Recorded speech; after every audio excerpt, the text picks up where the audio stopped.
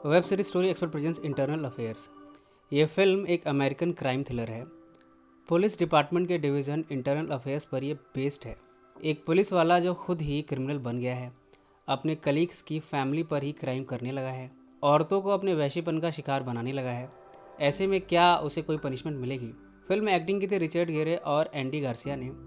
Film के IMDb rating की बात करें तो वह 6.5 जो कि काफ़ी अच्छी है।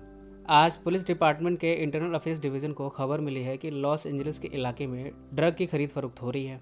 यहाँ LAPD यानी लॉस एंजलिस पुलिस डिपार्टमेंट के डेनिस और वेन पहुंचे हैं ड्रग डीलर और उसकी गर्लफ्रेंड जो कि इन्वॉल्व है इन सब में, उन्हें पकड़ने के लिए। डेनिस की शख्सियत पुलिस में होकर भी पुलिस वाली नहीं है।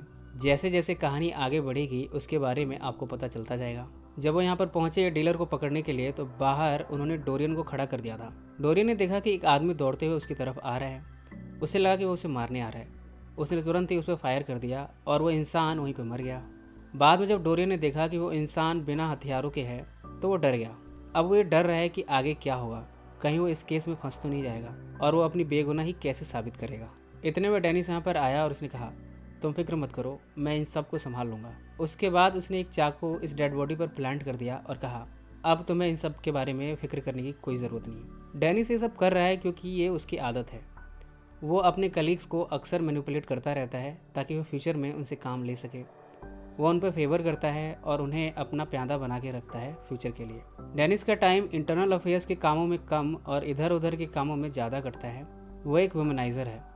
अक्सर अपनी शामें और रातें औरतों के साथ बिताता है। औरतों के साथ रहना, उनके साथ रात बिताना, ये उसका शौक़ है। इन सब के साथ वो एक करप्ट पुलिस ऑफिसर भी है। उसकी करप्शन की लिस्ट बहुत लंबी है। उसने अपने ऑफिस में सभी कलीग्स पर अपना इंप्रेशन बना के रखा है और बहुतों को मैनिपुलेट करके रखा है ताकि जब ज़रूरत पड़े जिसको चाहे इस्तेमाल कर पाए। इन सब में एक नए पुलिस वाले रेमंड ने इस इंटरनल डिवीज़न को ज्वाइन किया। वो एक ईमानदार पुलिस वाला है।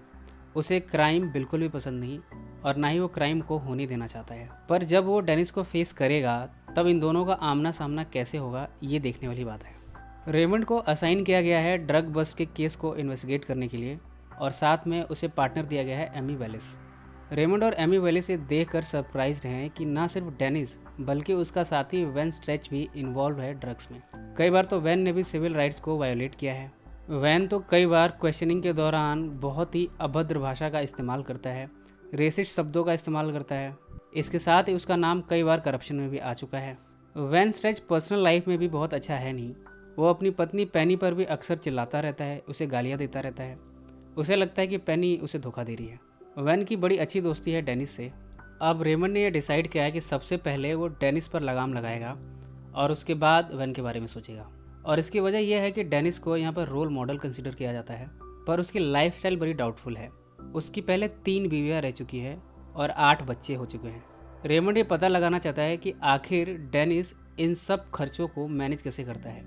एक पुलिस की सैलरी में ये सब तो करना पॉसिबल है नहीं। आखिर वो इन खर्चों के लिए पैसे लाता कहाँ से है? रेमंड डेनिस और वैन दोनों को एक्सपोज करके इस डिपार्टमेंट को क्लियर करना चाहता है, पर वो ये सब करेगा कैसे? वो एक न्यू ज्वाइनी है जबकि डेनिस बहुत पुराना है। उसने यहाँ पर सबसे अपने रिश्ते बना रखे हैं, जबकि रेमंड की यहाँ पर ज़्यादा जान पहचान है नहीं। एक दिन रेमंड ने देखा कि डोरियन फ्लेचर, जिसको कि डेनिस ने शुरुआत में बचाया था, उन दोनों की आपस में टकरार हो रही है। बस यही मौका दे गया रेमंड को। वो तुरंत पहुंचा डोरियन के पास और उससे कहा, मुझे तुम्हारी हेल्प की ज़रूरत होगी रेमंड के खिलाफ इन्वेस्टिगेशन में। इस तरह डोरियन ने भी इन सब के लिए हामी भर दी। अपनी इन्वेस्टिगेशन में रेमंड ये सब देखकर हैरान है कि डेनिस सिर्फ करप्शन ही नहीं करता बल्कि जबरन वसूली भी करता है कई जगहों पर। वो अपने पुलिस वाले होने का इन्फ्लुएंस हर जगह दिखाता है, कई दलालों पर अपना फेवर करता है, कई क्रिमिनल्स को सपोर्ट करता है और इसके साथ ही कई हिटमैन्स को भी फेवर करता है। इसका मतलब हिटमैन अगर किसी को मारता है तो उसके बदले डेनिस उसे पकड़ता नहीं है बल्कि उनसे पैसे लेता है और उन्हें छोड़ देता है। आज रेमंड ने देखा कि बिजनेसमैन स्टीवन मिला है डेनिस से और कहा, मैं चाहता हूँ कि तुम मेरे पेरेंट्स को मार दो और मैं उसके लिए तुम्हें $15,000 देने को तैयार हूँ। डेनिस ने कहा, यह अमाउंट तो बहुत कम है। इसके बाद वो अपना इन्फ्लुएंस उस पर दिखाने लगा और कहा, मैं एक पुलिस वाला हूँ और मेरे से काम निकालने के लिए तुम्हें इस अमाउंट को डबल करना पड़ेगा। इस समय डेनिस की आवाज़ बहुत तेज़ थी। वो अक्सर यही टेक्निक इस्तेमाल करता है लोगों से बार्गेनिंग करने के लिए। पहले तो वो अपने पुलिस वाले होने का इंप्रेशन झाड़ता है, उसके बाद वो अपनी आवाज़ का इस्तेमाल करता है, लोगों को डराता है और फिर मन मुताबिक पैसे मांगता है। इन सब चीज़ों को देखकर रेमंड यहाँ से चला आया। रेमंड इस समय इस केस में इतना ज़्यादा घुल मिल गया है कि वो अपनी मैरिड लाइफ को भी भूल गया है। वो तो ये भी भूल गया कि उसकी बीवी भी है। उसकी वाइफ कैथलीन कई बार उसे शिकायत कर चुकी है कि तुम मुझे समय नहीं देते हो, पर रेमंड है जिसका ध्यान अपने केस से हट ही नहीं रहा। आज वो अपने सीनियर वेन स्टेच के पास पहुंचा और कहा कि आप मुझे इस केस में मदद करिए। डेनिस तो वैसे ही औरतों का शौकीन है, जैसे ही उसे पता लगा कि रेमंड की बीवी है कैथलीन, तो उसके पीछे पड़ गया। अब वो अक्सर उससे मिलकर उसे फ्लर्टिंग करता रहता है। आज जब वेन ने अपनी वाइफ पेनी को कॉल किया तब पेनी उस समय डेनिस के साथ बिजी थी।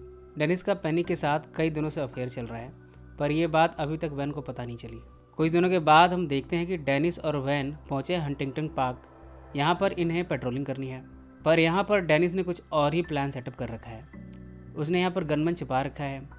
मौका देखते ही गनमैन बाहर निकला और उसने वैन पर गन चला दी, और जब वैन मर गया तब मौका देकर डेनिस ने गनमैन पर गन चला दी और गनमैन भी मर गया।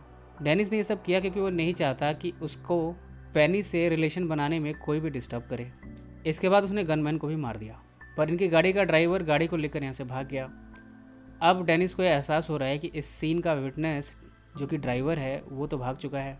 अब वो सोच रहा है कि वो इन सब से कैसे रिकवर कर सकता है। उसने तुरंत ही पुलिस डिपार्टमेंट में फ़ोन लगाया और कहा कि यहाँ पर एक क्रिमिनल आया, उसने गोली चलाई और वो यहाँ से भाग गया। फ़ोन काटने के बाद डेनिस ने देखा कि वैन तो जिंदा है। उसने तुरंत ही उसे अपनी बाहों में भर लिया और उसका गला दबाने लगा। उसने गला दबाकर उसे मार ही दिया था कि तब स्वात की टीम यहाँ पर पहुंची, पर उसने उसे अपनी गोद में इस तरह से होल्ड करके रखा ताकि ये लगे कि वो उसे सहारा दे रहा है। पर रेमंड और एमी वॉलिस को पूरा श्योर है कि डेनिस कुछ सच छुपा रहा है। हो सकता है उन्हीं ने उस पर अटैक किया हो, पर बाद में वो अपने आप को बचाने के लिए ये सब कर रहा हो। अब इन्हें तलाश है उस विटनेस की जो कि वहाँ पर मौजूद था और बाद में गाड़ी लेकर भाग गया। अगर वो इन्हें मिल जाए तो शायद मामला सुलझ सकता है। पर डेनिस इनसे भी ज़्यादा चालाक है। सबसे पहले तो उसने डोरियन को ढूंढा और उसे मार दिया, और उसके बाद उसने ड्राइवर डिमेट्रियो को ढूंढा और उसे भी मार दिया। अब तक रेमंड यहाँ पर पहुँच चुका था, पर वो लेट हो चुका है। डिमेट्रियो अब अपनी अंतिम सांसें गिन रहा है। रेमंड ने उसे अपनी गोद में लिया और उससे पूछा कि असली किलर कौन है। डिमेट्रियो ने कहा डेनिस ही असली किलर है, और इसके बाद वो मर गया। इधर डेनिस रेमंड की वाइफ कैथलीन के पीछे पड़ा है। आज वो उससे मिला, सारा दिन उसके साथ बिताया और साथ ही दोनों हम बिस्तर भी हुए। इसके बाद वो उसे एक रेस्टोरेंट में मिला और कहा मैं तुम्हारी बहुत फिक्र करता हूँ, तुम्हें अपना ध्यान रखना चाहिए। रेमंड इस रेस्टोरेंट के बाहर खड़ा ये सब देख रहा था। बाद में जब वो अपने ऑफिस पहुंचा तो एलिवेटर में डेनिस आ गया। उसने उस पर अटैक किया और उसे बहुत बुरी तरह मारते हुए कहा मैंने तेरी बीवी के साथ बहुत सारा वक्त बिताया है, एक ही बिस्तर पे कई रातें और कई दिन बिताए हैं। इसके साथ ही उसने ये भी कहा तू चाह कर भी मेरा कुछ नहीं बिगाड़ सकता। बाद में हम देखते हैं कि रेमंड एक रेस्टोरेंट पहुंचा है जहाँ की कैथलीन बैठी हुई है। उसने यहाँ पहुँचते ही कैथलीन से पूछा क्या तुम डेनिस से मिलने गई थी। कैथलीन ने कहा हम इसके बारे में बाद में बात करेंगे, पर इस समय बहुत गुस्सा है। उसने गुस्से में उसे पीछे धकेल दिया और चिल्लाने लगा। इस समय सारे लोग उसकी तरफ देख रहे थे, पर उसने इन सब का कोई ख्याल नहीं किया। वो उल्टा लोगों पर ही चिल्लाने लगा। इसके बाद वो पहुंचा अपने घर। बाद में जब कैथलीन यहाँ आई तो वो उस पर और भी गुस्सा हुआ, पर कैथलीन ने कहा मुझे तुम्हें बहुत पहले ही छोड़ देना चाहिए था, बहुत टाइम पहले। तुमने मेरा बिल्कुल भी ध्यान रखना बंद कर दिया था। तुम जो जी में आए वो करते थे, मेरी बिल्कुल भी फिक्र नहीं करते थे। इसके बाद रेमंड ने उसे बहुत ज़ोर से पकड़ लिया, उसे किस करना शुरू किया। इसके बाद दोनों काफ़ी करीब आ गए थे, दोनों ने लव मेकिंग की। अब रेमंड को ये एहसास हो रहा है कि उसे अपनी पत्नी को और भी समय देना चाहिए था। उसने कुछ तो गलती करी है। ऑफिस पहुंचकर रेमंड और वॉलिस ने डेनिस की डिटेल्स निकालनी शुरू कर दी हैं। इन सब में उन्हें यह पता चला है कि डेनिस की एक्स वाइफ की फिनेंसेस को वेन स्ट्रेच की वाइफ पेनी स्ट्रेच हैंडल करती है। एमी और रेमंड पहुंचे पेनी के पास और उससे पूछा क्या तुम हमें डेनिस के खिलाफ उसके केस में मदद करोगी। इस समय पेनी ने कोई जवाब नहीं दिया।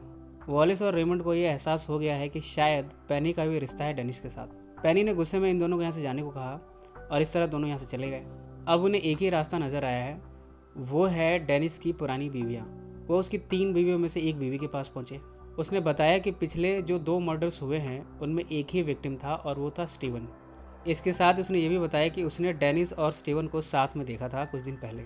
इधर डेनिस मिला है स्टीवन की वाइफ से और उसके साथ भी जिस्मानी संबंध बनाना शुरू कर दिया है। इतने में स्टीवन यहाँ पर आ गया। वो ये सब देखकर बड़ा गुस्सा हुआ, पर डेनिस बड़े कॉन्फिडेंस से उसके पास गया और कहा मैंने तुम्हारे पेरेंट्स को मारने का काम पूरा कर दिया है, अब अगर तुम चाहो तो अपनी वाइफ को भी मार सकते हो।